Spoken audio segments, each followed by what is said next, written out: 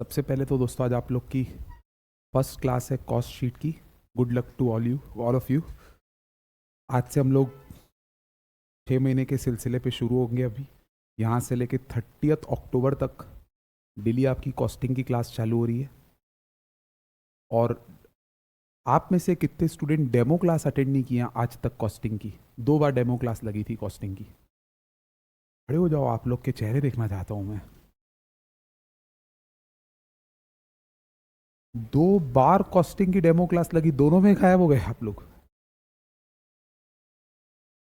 बहुत दुख हो रहा है मेरे को आप लोग को देख के। बैठो। अच्छा, कितने लोग डेमो क्लास में आए थे वो हाथ खड़े करो। और अब इनमें से वो बच्चे हाथ डाउन कर लो जिनको कुछ याद नहीं है डेमो में क्या पढ़ाया गया था। अब बताओ, मात्र 5 लोगों को पता है क्या पढ़ाया गया था डेमो क्लास में। मेरे को तो लग रहा है डेमो में जो भी पढ़ाया था मेरे को दोबारा बताना पड़ेगा। और अभी बहुत गर्व महसूस कर रहे होंगे जो लोग डेमो में नहीं आए हैं। देखो sir, how smart I am, smart boy.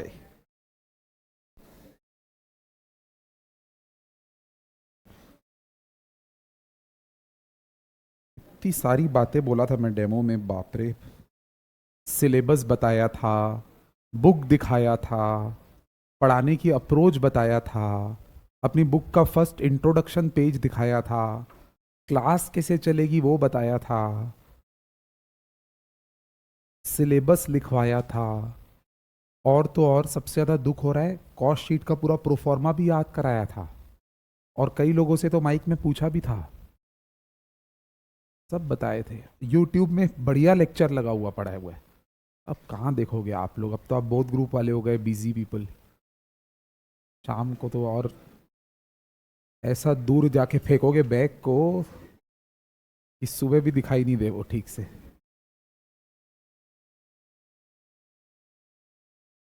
अब how do I start? Demo में जो जो इंपॉर्टेंट बात बताई गई है पहले 10 मिनट में वो बातें बताता हूँ, फिर शुरू करूंगा सर। जैसे सबसे पहले मेरे को मन है मैं आप लोग को अपनी कॉस्ट की बुक दिखा दूं। ये बेटा आप लोग की बुक ना अंडर प्रिंट है, कुछ ही दिनों में मिल जाएगी आपको बुक। कुछ ही दिनों में मतलब मात्र 2 दिन के अंदर। उसके बावजूद भी मैंने आपको 20 क्वेश्चंस दे दिए हैं कि हफ्ता भर चल जाएगा, पर 2 दिन में मिल जाएगी बुक आपको। ये दोस्तों कॉस्टिंग की बुक है हमारी। और इस बुक में मैं सारी बेसिक बातें बताया हूँ कि हमारी बुक में हर चैप्टर के थ्योरी क्वेश्चंस भी हैं और साथ में प्रैक्टिकल क्वेश्चंस भी हैं। और जो प्रैक्टिकल क्वेश्चन है वो study material, revision test paper और मॉडल टेस्ट पेपर का कंपोजिशन है, बहुत ज़्यादा हो जाता है।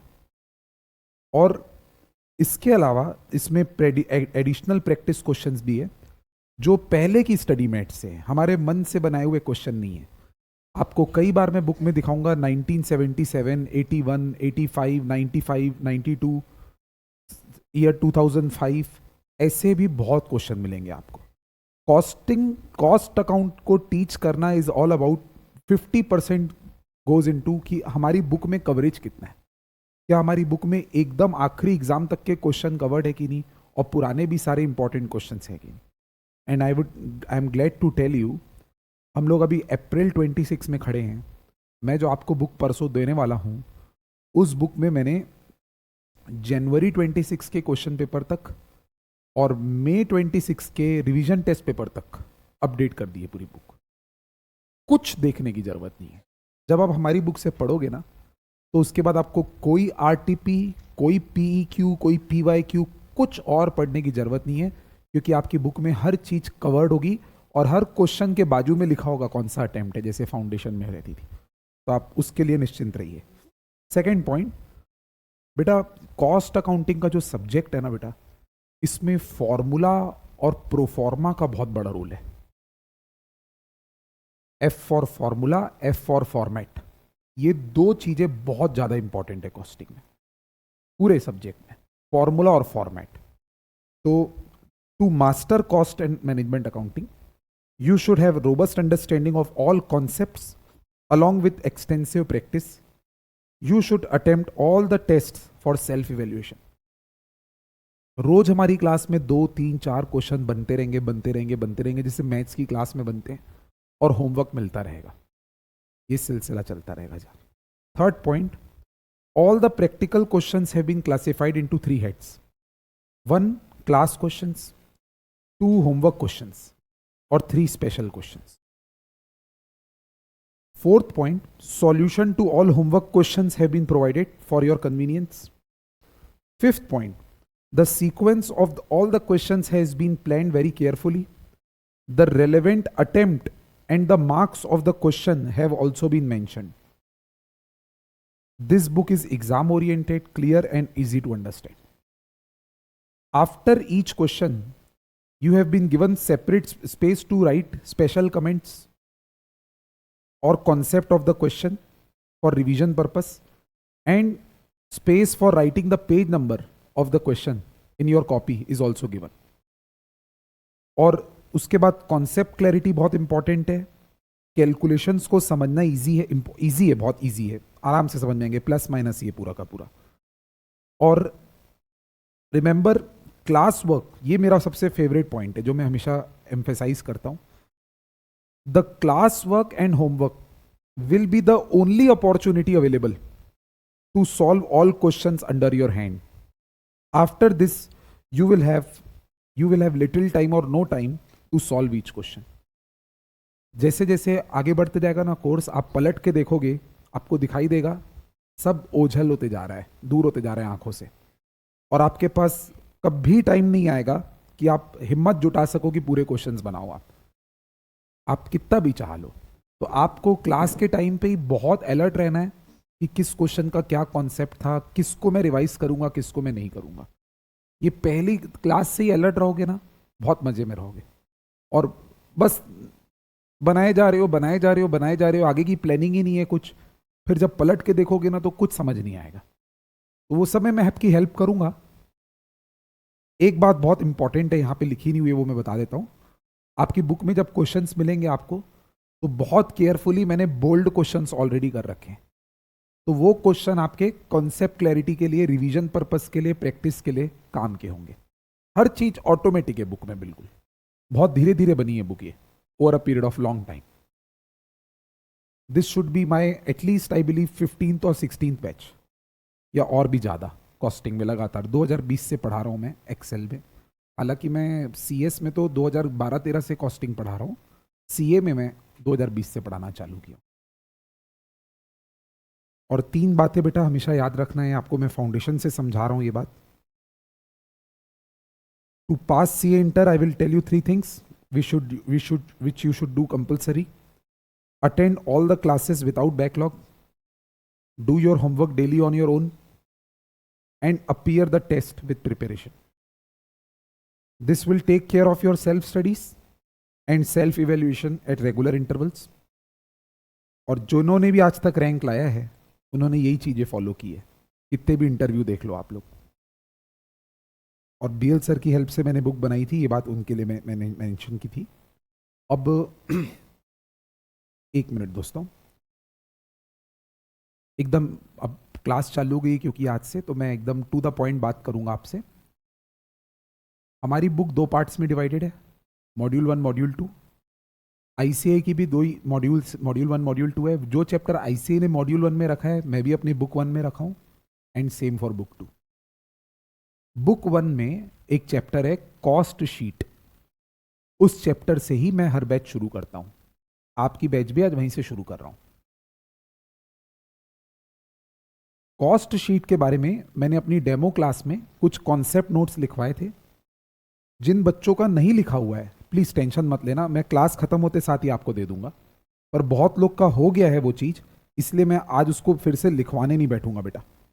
मैं सीधा वो नोट्स दिखाऊंगा अभी आपको, और वो नोट्स से हम लोग पढ़ना शुरू करेंगे अभी। Give me just 1 minute.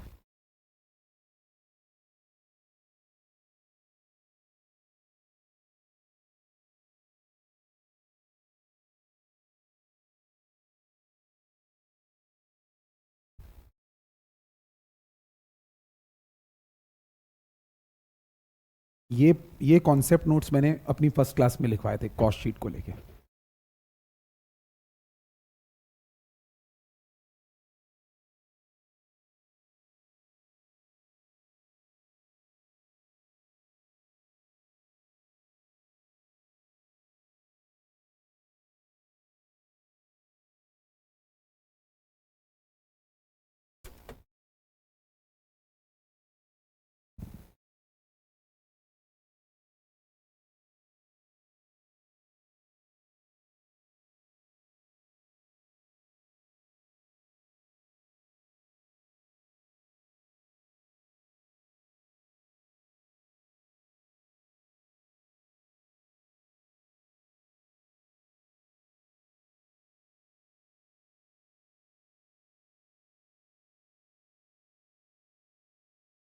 Sir देखिए, जो स्टूडेंट्स फर्स्ट टाइम क्लास कर रहे हैं ना आज, उनको मैं एड्रेस कर रहा हूँ स्पेसिफिकली।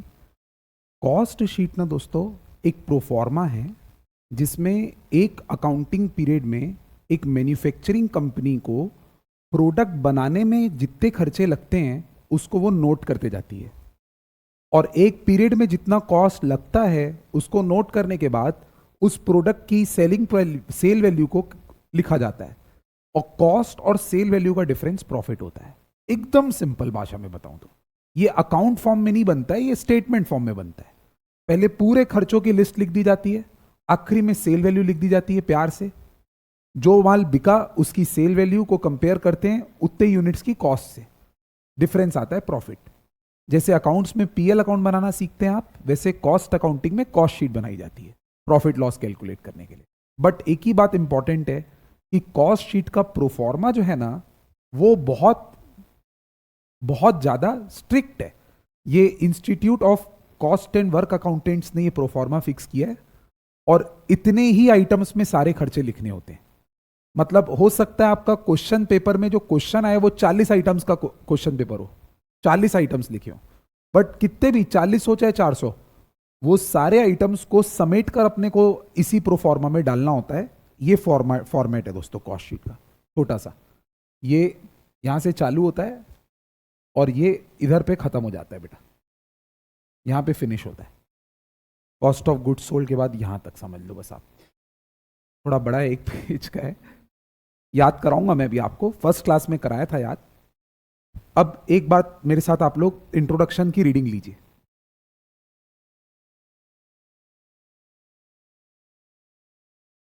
मेरी बॉटल भी है, एक मिनट रुक जाओ। कौन भेज रहा है आपको पानी भरने? क्यों भाई, ये पढ़ने आती है यहाँ पे? बैठो, रखो सब बॉटल्स को।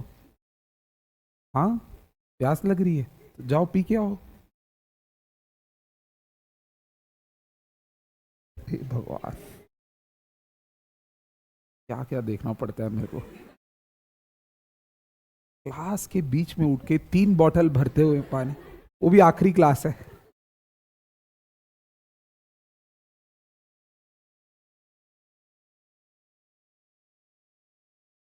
किसी को भूख लग रही होगी तो नाश्ता भी लेने भेजे होगे।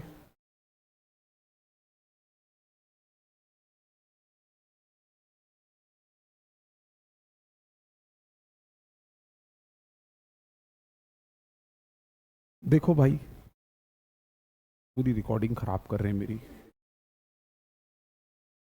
Cost sheet is a statement prepared by manufacturing companies, ध्यान दीजिएगा बेटा, to ascertain the cost of product as well as profit और loss of a particular period.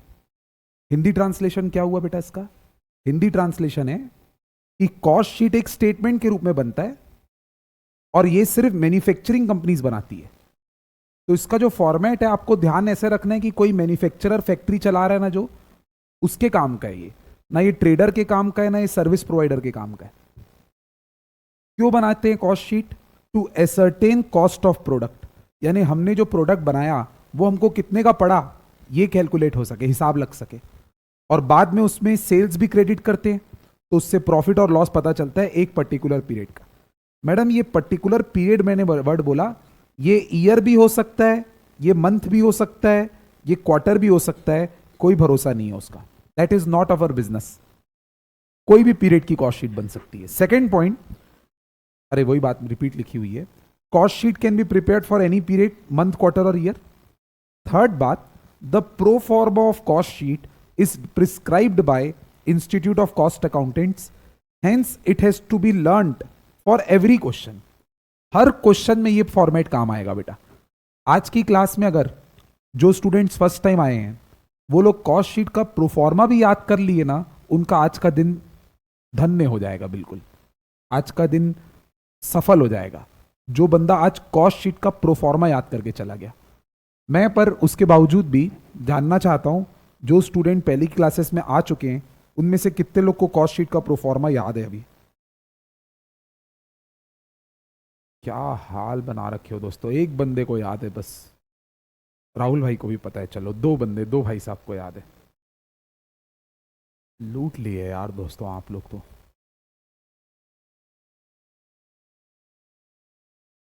चलो यार सही, अब बता देता हूं मैं सबको, फिर बात करेंगे आपसे, ध्यान दो। सर एक अनाउंसमेंट है मेरे तरफ से।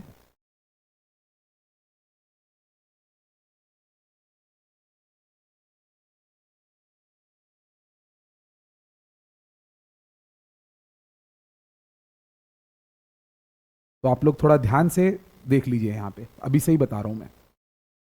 ये स्क्रीन बंद होगी, आप लोग को लिखना पड़ेगा फिर बाद में बिना देखे। अभी से स्मार्ट मत बन जाना, बिना देखे लिखना पड़ेगा। अभी से देख देख के नहीं, बंद करो पेन। सर सबसे पहले कॉस्ट देखना चालू कीजिए।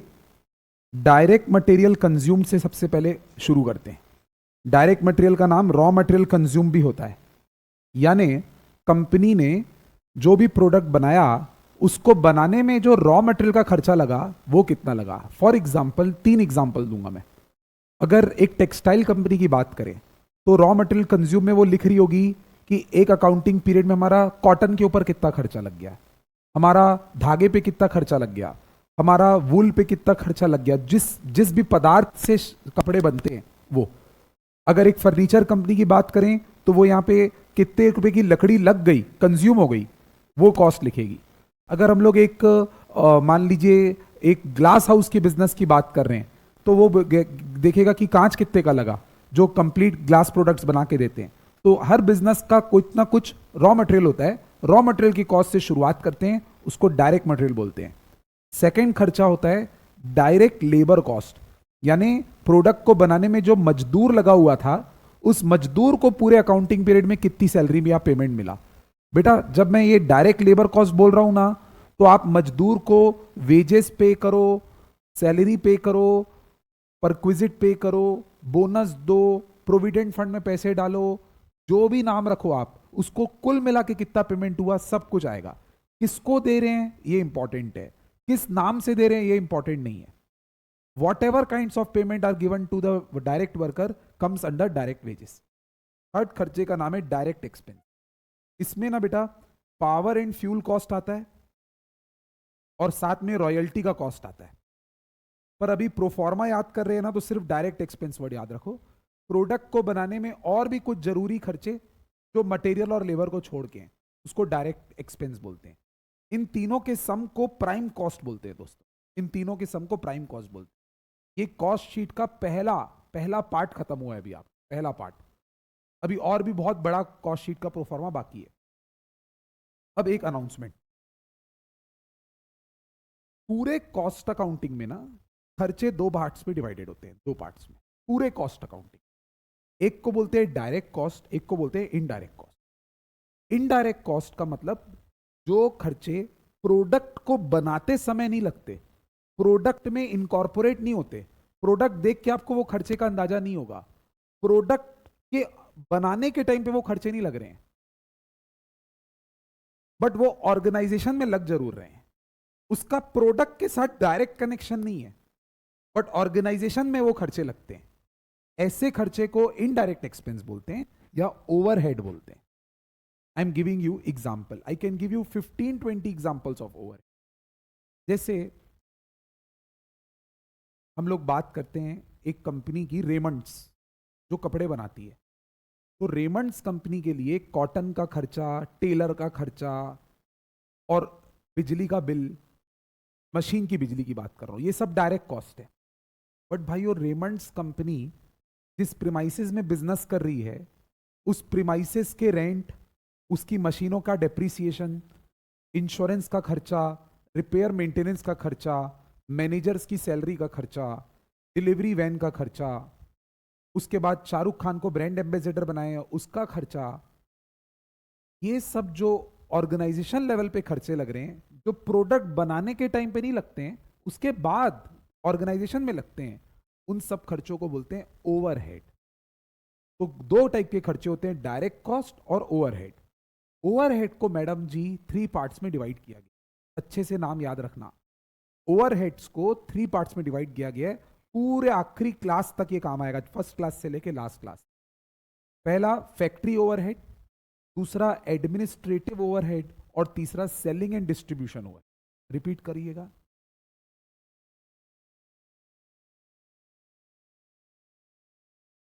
अब ओवरहेड अगर फैक्ट्री के प्रीमाइसेस में लग रहा है तो उसको फैक्ट्री ओवरहेड बोलेंगे, यानी rent, depreciation, repair maintenance, insurance cost factory assets की है, फैक्ट्री असेट्स से रिलेटेड है, तो फिर उसको फैक्ट्री ओवरहेड बोलेंगे।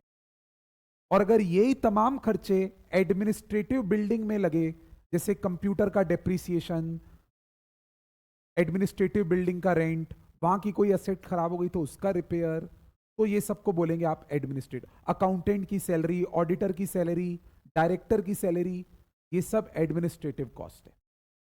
और आखिरी में आता है सेलिंग एंड डिस्ट्रीब्यूशन कॉस्ट, का मतलब प्रोडक्ट्स को कस्टमर तक डिलीवर करने का खर्चा, एडवर्टीजमेंट का खर्चा, सेल्समैन की सैलरी, सेल्स प्रमोशन एक्सपेंसेस, ये सब खर्चे आपके सेलिंग एंड डिस्ट्रीब्यूशन में आते हैं।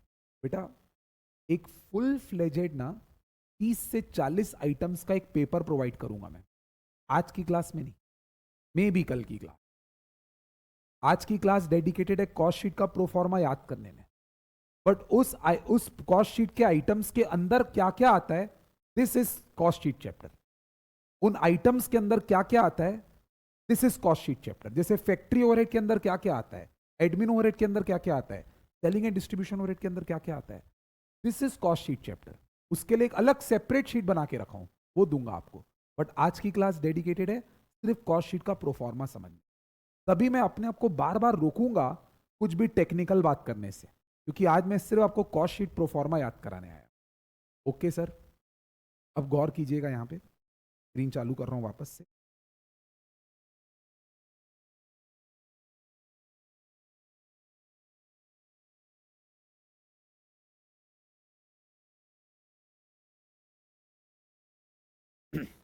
प्राइम कॉस्ट के बाद दोस्तों पहला आइटम है फैक्ट्री ओवरहेड। देख सकते हैं आप लोग, फैक्ट्री ओवरहेड को प्लस करने से ये वर्ड बन जाता है ग्रॉस फैक्ट्री कॉस्ट। ये बन जाता है gross factory cost. Factory overhead को प्लस करने से ये बन जाता है ग्रॉस फैक्ट्री कॉस्ट। और ग्रॉस फैक्ट्री कॉस्ट में जो हमारा सेमी फिनिश्ड गुड्स होता है ना, उसको वर्क इन प्रोग्रेस बोलते हैं दोस्तों। उसके ओपनिंग स्टॉक को प्लस करते हैं, क्लोजिंग स्टॉक को माइनस करते हैं, तो हम पहुंच जाते हैं नेट फैक्ट्री कॉस्ट। ये हमारा बेटा कॉस्ट शीट के प्रोफॉर्मा का पार्ट 2 था। फिर से स्क्रीन बंद कर दिया मैं। प्राइम कॉस्ट तक का याद हो गया था। प्राइम कॉस्ट में ओवरहेड की शुरुआत करेंगे। अब ओवरहेड का पहला कौन सा होता है, फैक्ट्री ओवरहेड। सिर्फ फैक्ट्री ओवरहेड को जोड़ने से आप पहुंच गए हो ग्रॉस फैक्ट्री कॉस्ट। और अब आपके दिमाग में टेंशन चालू हो जाना चाहिए कि मैं ग्रॉस को नेट कैसे बनाऊंगा। तो ग्रॉस को नेट बनाएंगे, ओपनिंग WIP प्लस करो, क्लोजिंग WIP का माइनस। यानी हिंदी में सुनो, जिस पीरियड की आप कॉस्ट शीट बना रहे हो ना, उस पीरियड के पहले दिन में कितना सेमी फिनिश्ड गुड्स था उसकी कॉस्ट को प्लस करना, और उस पीरियड के लास्ट डे पर जितना सेमी फिनिश्ड गुड्स बचा है उसकी कॉस्ट को माइनस करना। This is called opening stock of WIP and closing stock. इस प्रकार ग्रॉस फैक्ट्री कॉस्ट बन गया नेट फैक्ट्री कॉस्ट। बोलो यहां तक समझ में? अभी तक का पूछूंगा, बता पाओगे? अभी तक का नहीं पूछूंगा, थोड़ा इसके आगे तक का पूछूंगा। अगला है QRAPS। ये कीवर्ड आपको ध्यान रखना है, QRAPS। इसमें क्यू का मतलब है क्वालिटी कंट्रोल कॉस्ट। जैसे बेटा आप समझो ईटेबल्स बना रहे हो आप, अगर दवाई बना रहे हो अगर आप, या फिर आप लेस के चिप्स बना रहे हो, कुरकुरे बना रहे हो, नमक का पैकेट बना रहे हो, ये सब चीज़ें बहुत क्वालिटी कॉन्शियस चीज़ें होती है। तो कंपनियां बार बार जब प्रोडक्ट बनाती है ना, तो हर बैच की चेकिंग कराती है एक्सपर्ट्स के, साइंटिस्ट से, कि इसमें कोई गड़बड़ तो नहीं है। आप लोग यूट्यूब में किसी दिन फ्री टाइम मिलेगा ना, तो लेस की फैक्ट्री का एक 15 मिनट का वीडियो है, वो देखना, दिल खुश हो जाएगा आपका। You will feel so enriched, I am telling you, कि कैसे आपका जो फेवरेट चिप्स है वो बनता कैसे है, वो प्रोसेस देखोगे तो मजा आ जाएगा। और उसमें सबसे सरप्राइजिंग बात मेरे को एक दिखाई दी थी, मैं थोड़ा टॉपिक से भटक रहा हूं, कि लेस के चिप्स को बनाने में ना पेप्सिको कंपनी का प्लांट रहता है, पेप्सिको नाम है कंपनी का, और उस पूरे प्रोसेस में ना दोस्तों मेरे को नहीं लगता 4 या 5 ह्यूमन बींग्स से ज्यादा की जरूरत है। मशीनें कम से कम 40 हैं जिसमें प्रोडक्शन चलता है, पर ह्यूमन इंटरवेंशन सिर्फ 5 है। और ह्यूमन इंटरवेंशन सिर्फ कितना है? क्वालिटी चेकिंग कर, ये प्रोडक्ट पूरा बन रहा होता है, वो मशीन के ऊपर बस ऐसे खड़े होकर देखते रहते हैं कि सब सही हो रहा है कि नहीं, और जहां कुछ भी खराब दिखता है बस उसको निकाल निकाल के फेंकने का काम है। वो उसके लिए अभी तक रोबोट नहीं है बस, बाकी हर काम या तो रोबोटिक है या तो मैकेनिकल है। क्वालिटी कंट्रोल ऐसे ही, ताकि प्रोडक्ट खराब नहीं बने, नहीं तो पूरा बैच वेस्ट हो जाता है। तो क्वालिटी कंट्रोल से रिलेटेड जो इक्विपमेंट कॉस्ट होगा और पर्सोनल कॉस्ट होगा, वो इसका पहला पॉइंट है। अगला खर्चा है बेटा क्यूआर के बाद रिसर्च एंड डेवलपमेंट कॉस्ट। ये कंपनीज को कॉन्स्टेंटली रिसर्च एंड डेवलपमेंट करना होता है अपने प्रोडक्ट को इनोवेट करने के लिए। A for administrative overhead relating to production. Administrative overhead relating to production यानी प्रोडक्शन से संबंधित रिकॉर्ड्स मेंटेन करना, प्रोडक्शन से संबंधित प्लानिंग करना, इसको बोलते हैं एडमिनिस। बेटा ये वो वाला एओएच नहीं है, सेकंड वाला। मैं बोला था 3 टाइप के ओवरहेड होते हैं, फैक्ट्री और एडमिन और सेलिंग, ये सेकंड वाला नहीं है, अभी वो वाला बाद में आएगा। ये क्यूआर एपीएस एक अलग हेडिंग होती है। फिर पी प्राइमरी पैकिंग है, और एस आपका स्क्रैप वैल्यू। बस यहां पे स्क्रीन बंद कर रहा हूं मैं। Q for quality control, R research and development, A administration overhead relating to production, P primary packing, S, अब ध्यान से सुनो, एस स्क्रैप वैल्यू जो है ना, वो बनाते बनाते अगर हमारा कोई गुड्स खराब बना है, डिफेक्टिव है, तो हम उसको कबाड़ी को बेच देते हैं, और कबाड़ी हमको उसके कुछ पैसे दे देता है।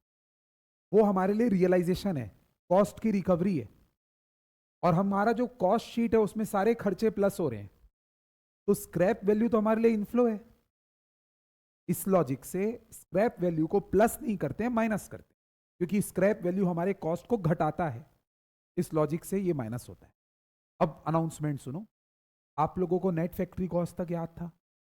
नेट फैक्ट्री कॉस्ट में आपने ये क्यूआर एपीएस को प्लस माइनस किया, तो अब आप पहुंचोगे कॉस्ट ऑफ प्रोडक्शन पे। कहां पहुंचोगे बेटा?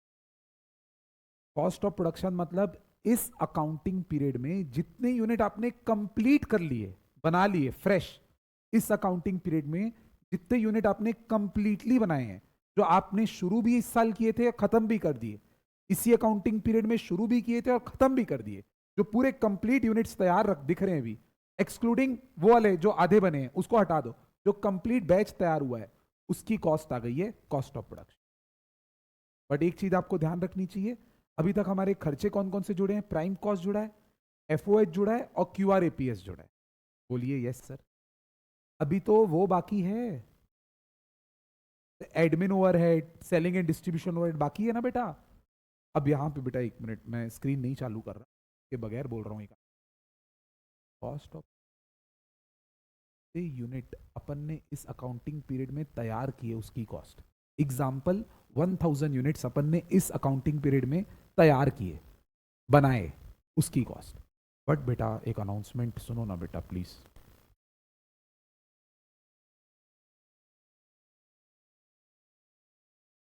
जितने यूनिट अपन ने बनाए हैं ना, उसमें पहले हम जोड़ेंगे हमारे पास पिछले अकाउंटिंग पीरियड का कितने अनसोल्ड यूनिट्स थे। पिछले अकाउंटिंग पीरियड में कितने अनसोल्ड यूनिट्स थे। अब इसको टेक्निकली क्या बोलते हैं, किसी को पता है? पिछले अकाउंटिंग पीरियड के अनसोल्ड फिनिश गुड्स, उसको अब बोलेंगे ओपनिंग स्टॉक। तो जितने यूनिट आपने प्रोड्यूस किए उसमें आप opening stock of finish goods की कॉस्ट को प्लस करेंगे, और जितने फिनिश गुड्स आपके इस साल बच गए, बेचने के बाद बच गए, उसकी कॉस्ट को आपको माइनस करना है। In short, cost of production plus opening stock of finish goods minus closing stock of finish goods. Please repeat me. Cost of production plus opening stock of finish goods minus closing. Magic magic, अपने आप मालूम आप कहां पहुंच जाओगे। जितने units बिक गए ना, उसकी कॉस्ट में एक बार ना कॉस्ट वर्ड को हटाओ, कॉस्ट वर्ड को हटाओ। Let me tell you one thing. मैं आपको एक ऐसे ही किस्सा बता रहा हूं। मान लो हम एक वीक की कॉस्ट शीट बना रहे हैं, एक वीक की। सर आपका नाम? मानस भाई। एक हफ्ते की कॉस्ट शीट बना रहे हो और मानस भाई बोल रहे हैं सर मैंने इस हफ्ते ना 5000 यूनिट प्रोड्यूस किए फैक्ट्री में। मैंने बोला ओके। फिर मानस भाई बोले सर मेरे पास पिछले हफ्ते के भी ना 2000 अनसोल्ड यूनिट्स पड़े थे। मैंने बोला ओके। इस प्रकार मानस भाई के पास पिछले अकाउंटिंग पीरियड के 2000 और इस अकाउंटिंग पीरियड के 5000, 7000 यूनिट्स गोडाउन में एक टाइम पे आ गए होंगे, जिसको अपन अवेलेबल फॉर सेल बोल सकते हैं। क्या बोल सकते हैं? क्योंकि इतना माल जमा हो गया है। अब मानस भाई आखिरी में मालूम है को क्या बोलते हैं, सर ये सप्ताह तो खत्म हो गया, अब मेरी फैक्ट्री में ना सिर्फ 1000 यूनिट ही बचे हैं। तीसरे इंफॉर्मेशन, इस हफ्ते बनाए 5000 हैं और पिछले हफ्ते के भी 2000 पड़े थे। ये दूसरी इंफॉर्मेशन थी। और अब बोल रहे हैं मैं इतना माल बेच दिया, इतना माल बेच दिया हूं कि बचे सिर्फ 1000 ही हैं। तो अब आप बताओ कितने बेचे होंगे? 6000। आप यहां पे एक फॉर्मूला लगा रहे हो, production quantity plus opening stock minus closing stock, बोलिए, is equal to sale quantity. Okay, इस लॉजिक से बस अब इस सब में कॉस्ट वर्ड लगा लो आप लोग। तो प्रोडक्शन की जगह बोलेंगे cost of production, opening stock की जगह बोलेंगे cost of opening stock, closing stock की जगह बोलेंगे cost of closing, is equal to cost of goods sold, not cost of sale. क्या बोलेंगे? Goods sold. आप लोग अगर गलती से कॉस्ट ऑफ सेल बोल दियो ना, बहुत बड़ा पाप लगेगा आपको। कॉस्ट ऑफ गुड्स सोल्ड का बड़ा भाई होता है cost of sale. Cost of goods sold आया है अभी, अभी इसमें कुछ और इंग्रेडिएंट जुड़ेंगे ना, तब ये कॉस्ट ऑफ सेल बनेगा। अगर गलती से कॉस्ट ऑफ सेल बोल दियो तो इस बहाने में आपको डिफरेंस बता रहा हूं कॉस्ट ऑफ गुड्स सोल्ड और कॉस्ट ऑफ सेल में। बोलो यहां तक का याद हो गया आपको? ये देखो बेटा, ये देखो, कॉस्ट ऑफ प्रोडक्शन में लिखा हूं मैं जो यूनिट कंप्लीटली प्रोड्यूस हो गए उसकी cost plus opening stock of finish goods minus closing stock of finish goods is equal to cost of goods. अब बस 4 खर्चे और जोड़ना है बेटा, कॉस्ट ऑफ सेल तक आ जाएगा और कॉस्ट शीट का प्रोफॉर्मा खत्म। एक एडमिनिस्ट्रेशन ओवरहेड को जोड़ना है, दूसरा सेलिंग एंड डिस्ट्रीब्यूशन ओवरहेड को जोड़ना है, ये सेलिंग ये डिस्ट्रीब्यूशन, और एक प्राइमरी पैकिंग आया था QRAPS में, याद है? उसका भाई सेकेंडरी पैकिंग। प्राइमरी पैकिंग का मतलब जिसमें गुड्स को प्रिजर्व करते हैं ना, उसको प्राइमरी पैकिंग बोलते हैं। जैसे आप लोग इक्लेयर्स टॉफी खा रहे हो, तो उसमें जो व्हाइट कलर का रैपर होता है ना अंदर, जिसमें चॉकलेट पड़ी रहती है, टॉफी पड़ी रहती है, वो प्राइमरी पैकिंग है। इनफैक्ट पूरा रैपर ही समझ लो प्राइमरी पैकिंग। बट ऐसे करके 100 का अगर एक जार बना दिया जाए तो वो जार भी पैकिंग है, but it is secondary packing. Secondary packing की पहचान है जब बहुत सारे प्राइमरी पैकेज को एक डब्बे में डाल दिया जाता है तो वो सेकेंडरी। और प्राइमरी पैकिंग की पहचान है कि प्राइमरी पैकेज में तो प्रोडक्ट ही पड़ा रहता है। तो बताओ, मिनरल वाटर की जो बॉटल होती है वो प्राइमरी पैकिंग हुई कि सेकेंडरी? और जो कार्टून है पूरा का पूरा 12 का, समझ गए ना? हाँ, दोनों खर्चे तो बेचारी कंपनी के ही है, तो कंपनी प्राइमरी पैकिंग को ऊपर लेगी QRAPS में और कार्टून के खर्चे को नीचे लेगी। ये हो गया cost of.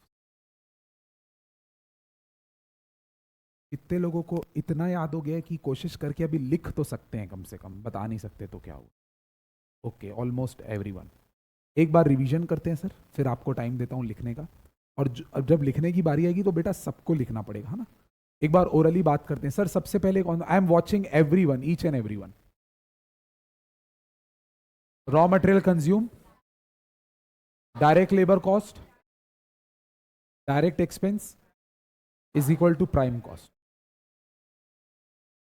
Plus factory overhead is equal to gross factory cost plus opening WIP minus closing WIP, net factory cost, net factory cost plus QRAPS, short में QRAPS।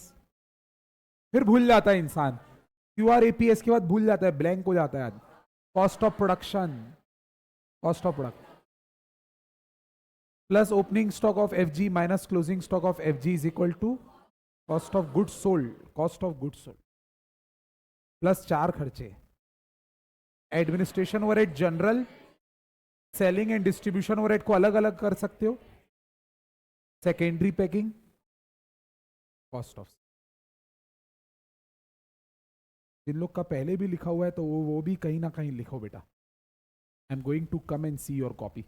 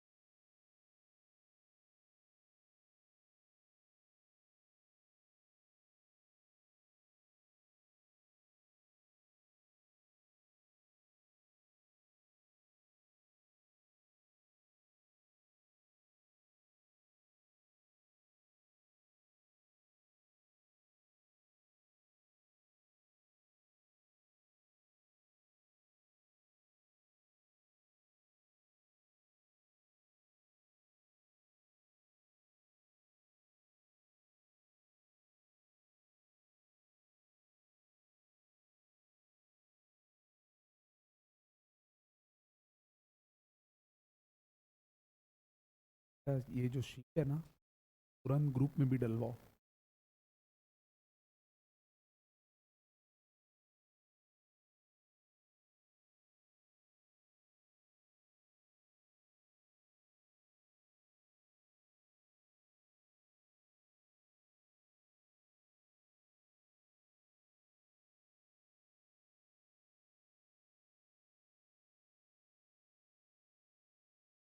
सर जिनका लिखने का काम हो गया है ना, वो शीट का फर्स्ट क्वेश्चन ऐसे ही रीडिंग लेंगे एक बार।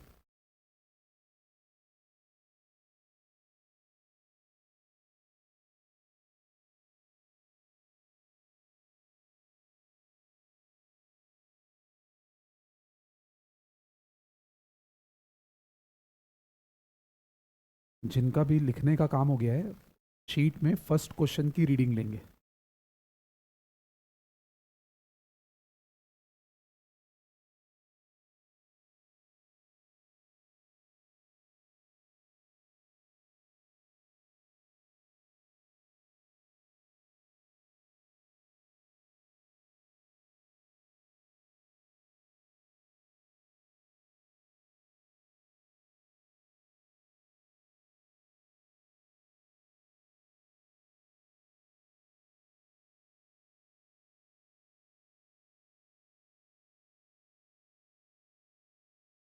आप सबके पास शीट है इस वक्त, और मैं स्क्रीन पे भी 2 मिनट के लिए इसको चालू कर रहा हूँ शीट को।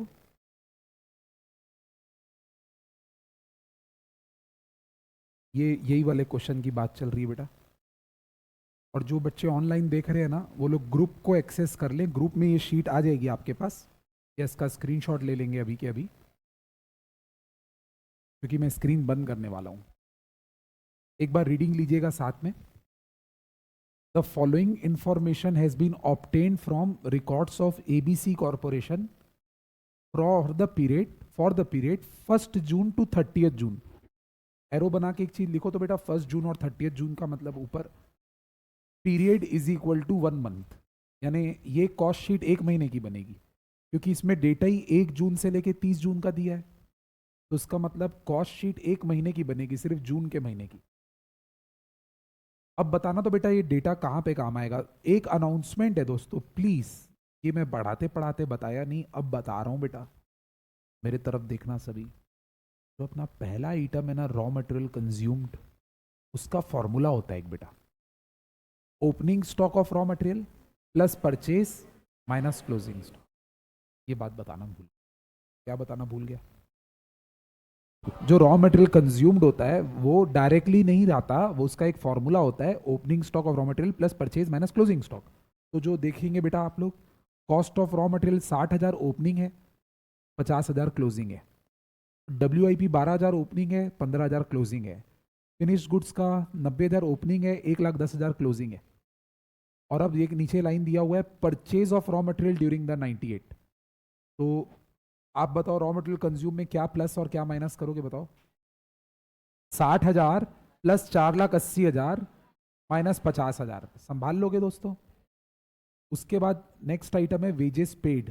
वेजेस पेड का मतलब डायरेक्ट वेजेस, ठीक है, इसको डायरेक्ट वेजेस मानेंगे। फैक्ट्री ओवरहेड, देखो डायरेक्ट एक्सपेंस के बारे में बात नहीं है तो उसको निल मानेंगे, ठीक है। तो रॉ मटेरियल कंज्यूम्ड और डायरेक्ट वेजेस का सम ही प्राइम कॉस्ट बन जाएगा आपका। प्राइम कॉस्ट में ये वाला फैक्ट्री ओवरहेड जुड़ेगा, एडमिन ओवर वो ग्रॉस फैक्ट्री कॉस्ट आएगा। ग्रॉस फैक्ट्री कॉस्ट पे ऊपर WIP का ओपनिंग क्लोजिंग दिया हुआ है, वो प्लस माइनस करोगे तो नेट फैक्ट्री कॉस्ट आएगा, ठीक है। फिर QRAP की जरूरत होती है, एक अनाउंसमेंट, एक अनाउंसमेंट, एक अनाउंसमेंट। ये जो एडमिन ओवरहेड है ना, ये स्टडी मटेरियल में क्वेश्चन, इसका क्वेश्चन है, वहां पे लिखा हुआ है ब्रैकेट में रिलेटेड टू प्रोडक्शन। हम लोग से मिस हो गया बेटा, मैंने बोला जो एडमिन ओवरहेड दिया ना 50,000, उसके ब्रैकेट में रिलेटेड टू प्रोडक्शन भी लिखा हुआ था। अब बताओ ये मैं क्या बताना चाहता। ये QRAPS वाला पॉइंट है, बोलो यस सर। तो नेट फैक्ट्री कॉस्ट के बाद आएगा ये, ओके। और तो QRAPS का कोई पॉइंट है नहीं, तो आप पहुंच जाओगे कॉस्ट ऑफ प्रोडक्शन तक। फिर ओपनिंग FG भी दिया है, क्लोजिंग FG भी दिया है, उसको प्लस माइनस करोगे तो कॉस्ट ऑफ गुड्स सोल्ड तक पहुंचोगे। उसके बाद सेलिंग एंड डिस्ट्रीब्यूशन ओवरहेड को जोड़ोगे तो कॉस्ट ऑफ सेल्स आएगा। फिर आपको सेल्स भी दिया हुआ है तो डिफरेंस प्रॉफिट आएगा। बहुत इजी क्वेश्चन है, एक रॉ दिखाने के लिए बस कर रहा हूं मैं ये। स्क्रीन पे देखो तो बेटा सब लोग।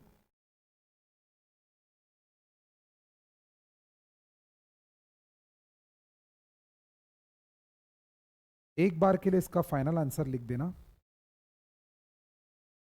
फाइनल आंसर लिख दो ना, प्रॉफिट 1,18,000 आएगा। देखो ऐसे प्रोफॉर्मा रहता है, आखिरी में कॉस्ट ऑफ सेल आता है ना, कॉस्ट ऑफ सेल के जस्ट नीचे सेल्स लिखते हैं, सेल्स 10 लाख दिया हुआ है आपको, तो प्रॉफिट 1,18,000 आएगा। हो सकता है मैं ये क्वेश्चन होमवर्क दूंगा, हो सकता है, तभी मैं ये क्वेश्चन को आपको ऐसे दे रहा हूँ बेटा।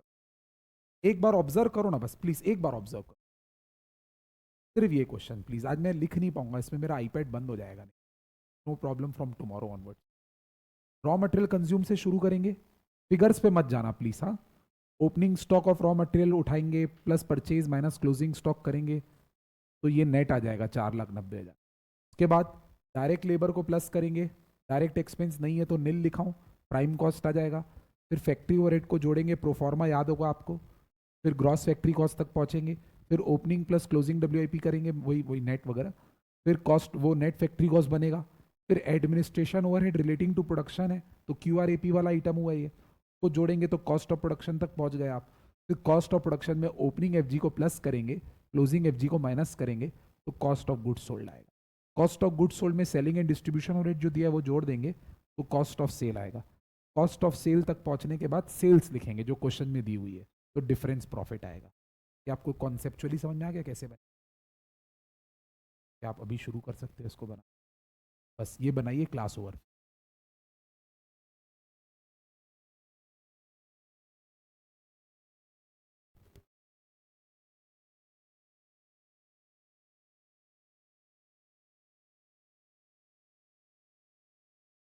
एक बार मेरे को ना इनसे बात करना है बेटा, ऑनलाइन वालों से। इनका माइक चालू करो और इनकी आवाज़ आ रही है कि नहीं स्पीकर पे देखो। पानी की बोतल कहाँ है?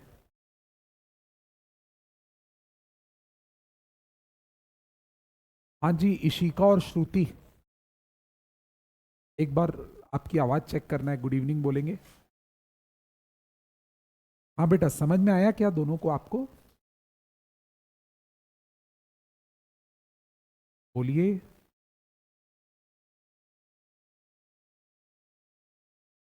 इशिका एंड श्रुति। ओ बेटा, हाँ श्रुति समझ में आ गया।